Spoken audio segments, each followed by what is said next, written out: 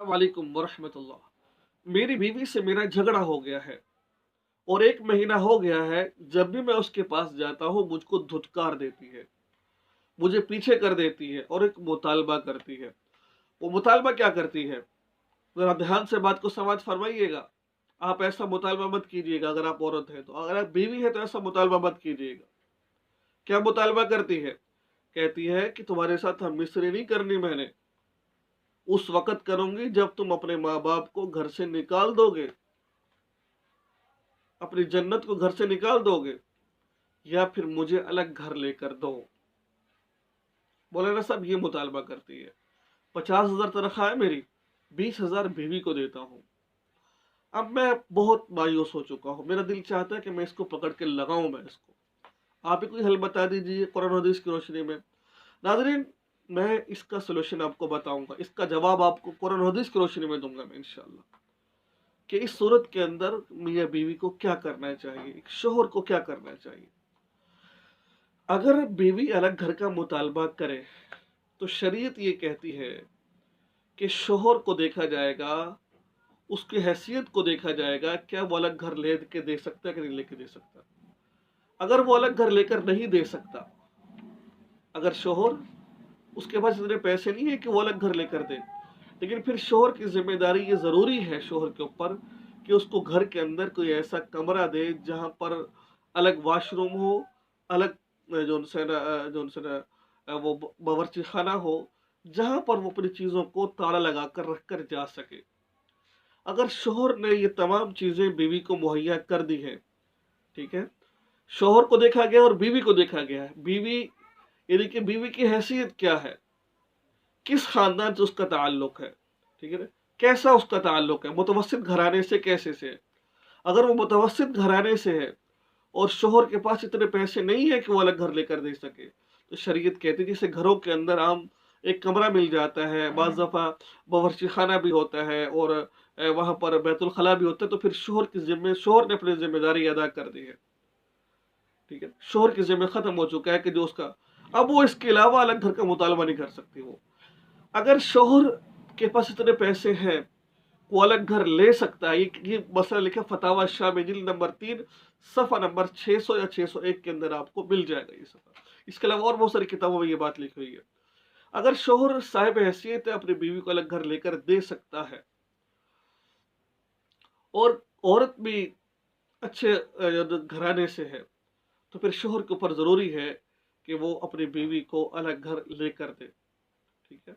अलग घर लेकर दे और वहाँ उसको रखे। अगर शोहर किराए के घर में लेकर दे सकता है, किराए घर में उसको रखता है, तो बीवी इसके अलावा मुतालबा नहीं कर सकती है। उसने उसको अलग घर, अलग उसने उसको इस ऐसी जगह मुहैया कर दी है जहाँ पर वो अपनी चीज़ों को संभाल के रख सके, ताले के नीचे रख सके।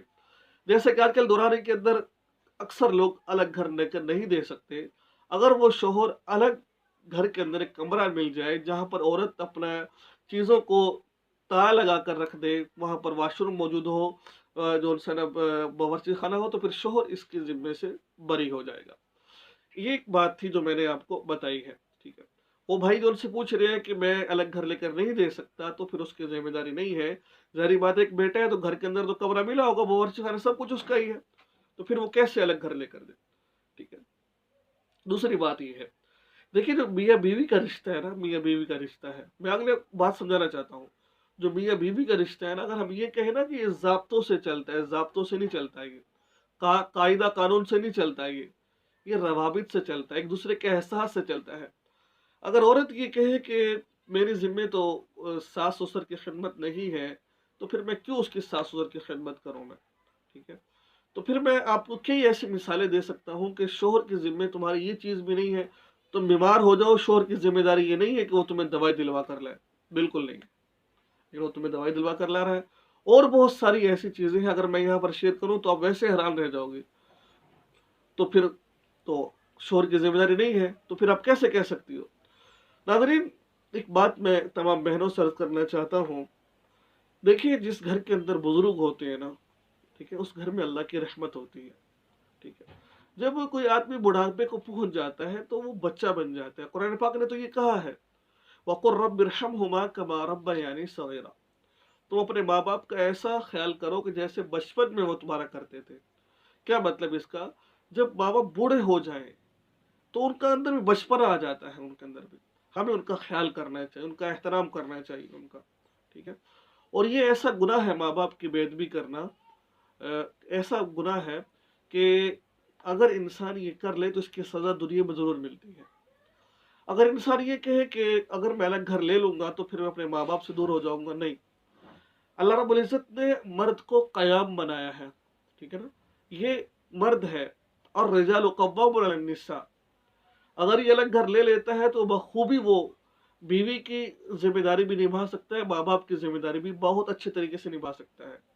जैसे कि आप देख लीजिए कि एक शोहर जब वो यानी कि उसके लिए कारोबार के लिए वक़्त निकाल सकता है तो अलग माँ बाप के लिए भी वक़्त निकाल सकता है। और जब वो कोई भी मर्द अगर अपने माँ बाप से अलग जा रहा है, यानी कि अलग घर में जा रहा है, कहीं किराए पे जा रहा है, तो वो ये नियत लेकर ना जाए कि माँ बाप की गलती थी, ये नहीं, बल्कि ज़हन में ये सोच कर जाए कि गलती हमारी है। माँ बाप कसूरवार ना हो तो फिर भी कसूरवार मत ठहराए। ये नीयत लेकर जाए कि हम यहाँ रहेंगे तो हमारे रहने की वजह से माँ बाप को अजियत होगी, उनकी शान में गुस्ताखी होगी, इस वजह से हम यहाँ से जा रहे हैं, ताकि हमारी वजह से हमारे माँ बाप का दिल बिल्कुल भी ना दुखे, हमारी माँ बाप। तो इन चीज़ों को थोड़ा सा मद्देनजर रखा करें आप लोग, है ना? तो मेरे भाई दोस्त और बुजुर्गों, मैं तमाम उन बहनों से कहता हूँ, मैं हाथ जोड़ कर कहता हूँ कि इन चीज़ों को इग्नोर किया करें आप लोग। सास को चाहिए कि बहू को बेटी समझ कर रखे, और और बहू को चाहिए कि अपनी सास को माँ का दर्जा दे। इंशाअल्लाह अल अज़ीज़ बहू को चाहिए कि ऊंच नीच हो जाए उसको बर्दाश्त करे उसको, ठीक है।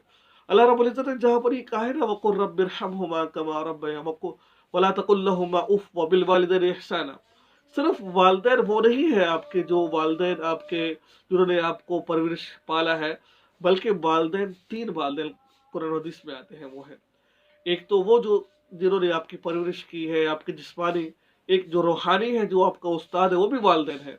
और जो आपका सास-ससुर है, चाहे वो लड़के की तरफ से हो, चाहे वो लड़की की तरफ से हो, वो भी आपके शरीयत ने कहा है कि ये भी आपके वालिदैन के हुक्म के अंदर है। तो मेरे भाई दोस्तों, इन चीज़ों को इग्नोर मत किया करें, बहुत अहम मसला है। अब मैं उन भाई से यही कहूँगा कि आप इनको बिल्कुल मारना तो नहीं है, लेकिन हदीस मुबारक कुरान पाक में आता है कि अगर बीवी जी से झगड़ा हो गया है तो आप बीवी से बिस्तर अलग कर लें। बिस्तर अलग कर लें आप बीवी से, बिस्तर अलग हो जाएगा।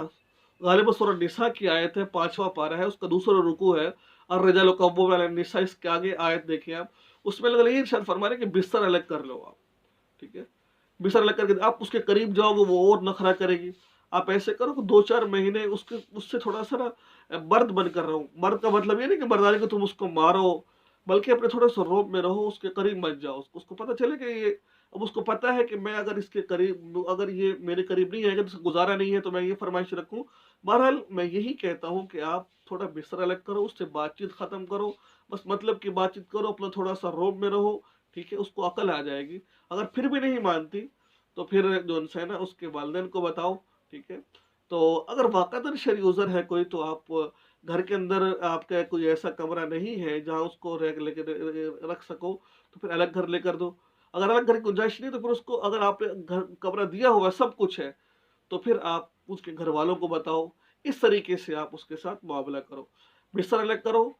फिर भी नहीं मानती तो प्यार समझाओ, फिर भी बड़ों को बिठाकर समझाओ, फिर भी नहीं मानती तो फिर आपके पास आखिरी जो है ना, कोशिश करो समझाने की। अगर फिर भी नहीं मानती तो फिर आखिरी हर्ज यही है कि उसको आहिस्ता जो है ना तलाक भी दे सकते हो, लेकिन वो भी अलग अलग जुमलों के अंदर। बहरहाल कोशिश यही करनी चाहिए कि उसको समझाए। अगर आपने सब उसके हुकूक अदा कर रखे, घर का भी उसके बावजूद वो ये काम कर रही है, तो फिर आपको ये शरीयत हक देती है। बहरहाल आज का ये लेसन था जो मैंने आपके सामने बयान किया, दुआ में याद रखिए। अस्सलाम वालेकुम वरहमतुल्लाह।